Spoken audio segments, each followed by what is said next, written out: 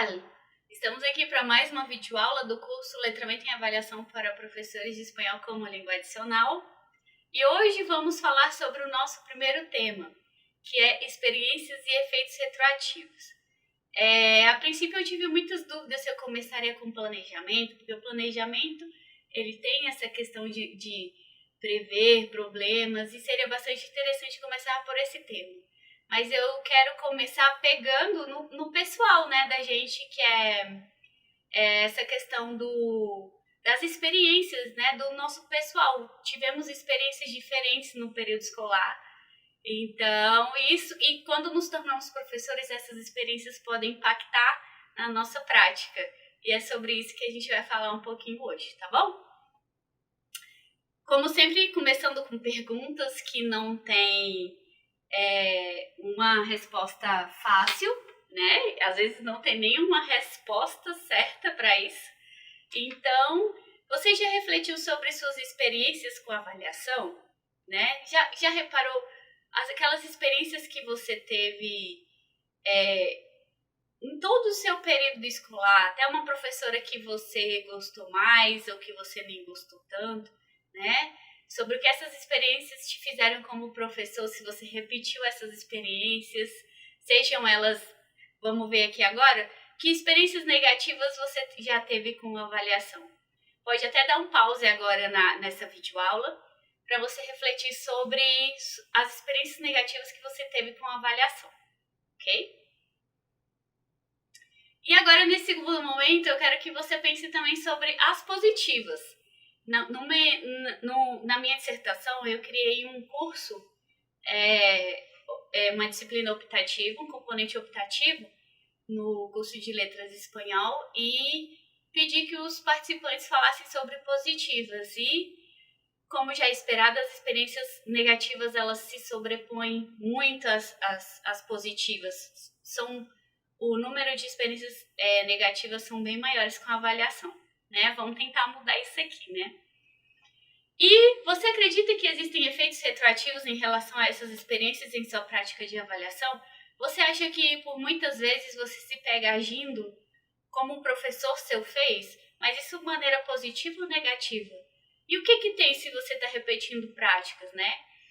E aí há trabalhos que falam sobre crenças que você pode refletir, mas que você tenha uma certa criticidade sobre o que você está fazendo, não fazer por fazer, né? Ou que muitas vezes a gente só repete porque a gente não sabe fazer diferente.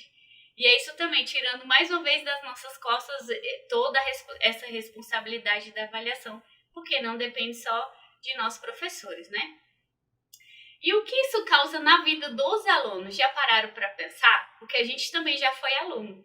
O tanto que isso impactou. Eu, por exemplo, na área da matemática, física, não quero nem saber. Embora agora, no doutorado, eu tive que aprender um pouco de estatística, quase enlouqueci, mas tudo bem. Mas e na vida dos alunos, o tanto que isso impacta? Já parou para pensar que muitas vezes somos os responsáveis, né? Não totalmente, porque eu sei que há diversos fatores que influenciam, né, naquela suposta nota ao final do processo, né? Mas e na vida dos alunos? Que efeitos que podem causar na vida deles, né? E esse é o primeiro texto que eu falei naquela nossa primeira videoaula sobre letramento, que me fez mudar tudo que eu vinha pesquisando e quis adentrar ao universo da avaliação. Que a gente vai ver que não é fácil. O primeiro foi da professora Micoli, que é Laura Micoli, que é Experiências com Avaliação. Olha que forte essa citação, como ela começa o texto dela. Quando chega o momento de avaliar, tanto professores como estudantes estremecem. Para os professores, avaliar é um momento incômodo e trabalhoso de preparar, corrigir e atribuir notas. Para os estudantes, a prova é uma inimiga porque poucas vezes lhes oferece a oportunidade de demonstrar o que aprenderam. Ao contrário, a prova anuncia a chegada do nervosismo e da ansiedade. Olha que triste, e o que não deveria ser assim. Porque se nós professores ensinamos, supostamente o nosso aluno aprendeu. Nossa prova, nosso seminário, o instrumento de avaliação que for, está adequado? Não deveria ter motivo para essa ansiedade, para esse nervosismo. Mas é porque o objetivo da avaliação que a gente tem hoje não é o objetivo que ela foi destinada para ser. Vamos ver que é utilizada como punição, como castigo, divergindo do seu objetivo real, que é o quê? Saber se os alunos aprenderam e se não aprenderam, o que nós, professores, que decisão devemos tomar diante disso, né? Tá tudo bagunçado. E ela fala também que para os professores o incômodo é justificado, né? Para nós, que avaliar é o momento de decidir o que avaliar, exigindo deles, de nós, né, a capacidade de selecionar o que de mais importante foi ensinado. Às vezes a gente acha que tudo é importante. O problema é que para a maioria tudo é importante. E quem nunca fez uma prova gigante ou exigiu muitos instrumentos de avaliação dos seus alunos, muitas vezes é por falta de conhecimento, de não ter tido esse momento de reflexão que a gente pode tá tendo a oportunidade de ter agora, né? Ela fala também que esse processo exige de nós, professores, a definição dos instrumentos que serão utilizados. O que eu vou pedir para os meus alunos? Apresentações orais, redação, prova? Ou dos formatos das questões? A minha prova vai ter múltipla escolha, vai ter questões abertas, semi-abertas. Questões abertas dá muito trabalho para corrigir, mas questões fechadas também de múltipla escolha dá muito trabalho para elaborar.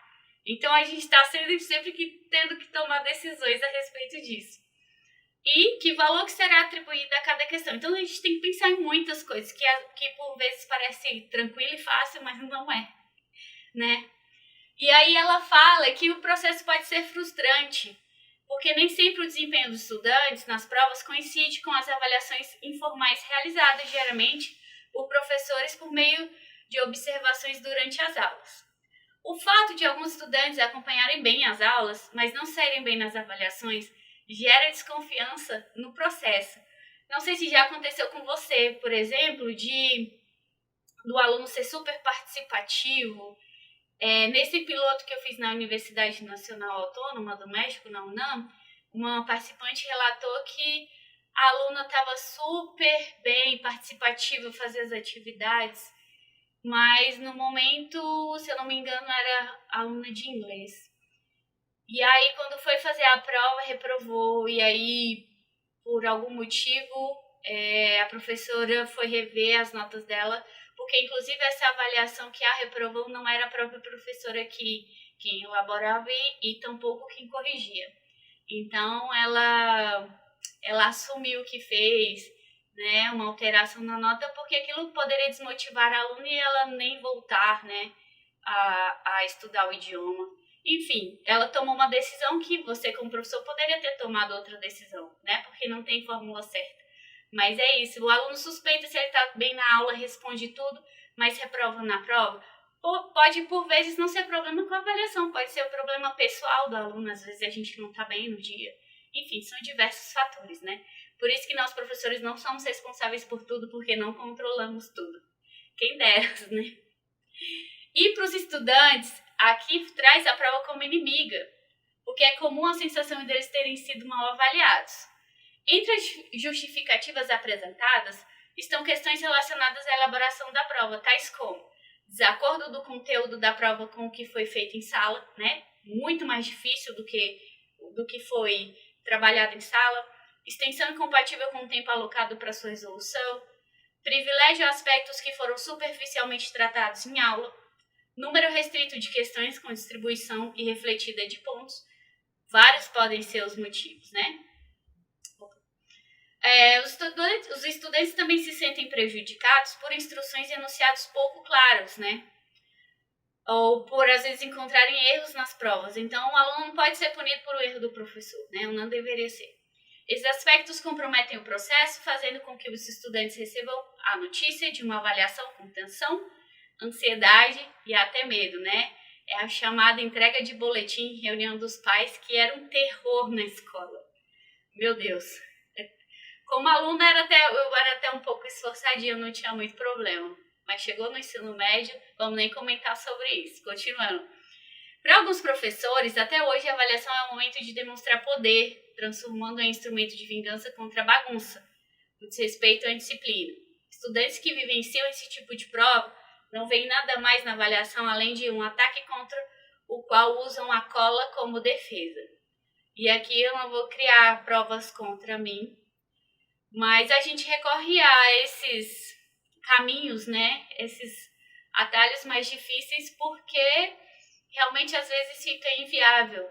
Uma experiência que eu tive, tratando de experiências, é que um professor meu do ensino médio, ele fazia as avaliações, os testes, para confrontar os melhores alunos da sala, que hoje em dia os meus amigos são, sei lá, contabilistas, enfim, foram para essas áreas de números, não necessariamente exatas, mas muitos na área de exatas, estatística, enfim, seguindo.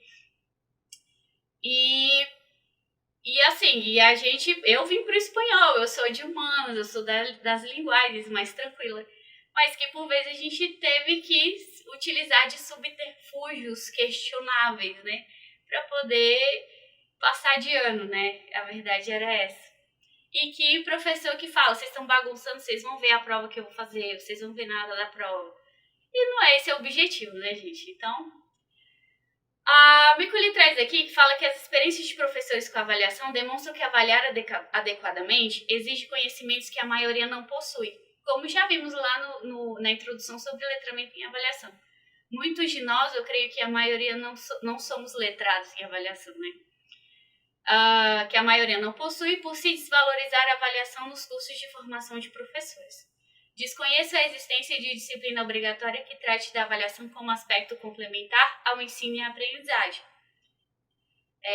Ao contrário, o tratamento da avaliação mantém-se como item de conteúdo programático de disciplinas de metodologia de ensino. O que eu via, né, estudando, tem até um artigo que fala faz um levantamento dentro do Instituto Federal dos cursos de licenciatura que tem avaliação, uma disciplina específica sobre avaliação, seria até pela revista Nova Paideia, tá? Quem tiver interesse. E aí são pouquíssimos cursos que tem uma disciplina obrigatória voltada para avaliação. E fala que muito pelo contrário, o tratamento da avaliação mantém-se como item de conteúdo programático de disciplinas de metodologia de ensino. Isso faz com que professores conheçam não apenas superficialmente as teorias de avaliação e que na prática avaliem sem muita clareza do que fazem.